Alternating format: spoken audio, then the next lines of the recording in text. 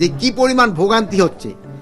এইগুলি যদি আমি সবসময় বলি, তাদের দাবি দাওয়া নিয়ে তাদের যদি থাকে তাহলে তো আলাপ আলোচনা করতে পারে, এবং এই আলোচনাটা কিন্তু তাদের ক্যাম্পাসের ভিত্তিও হতে পারে। তারপরে যেমন ধরেন তাদের মাঠ আছে, ওই মাঠেও তারা কিন্তু তাদেরটা করতে পারে।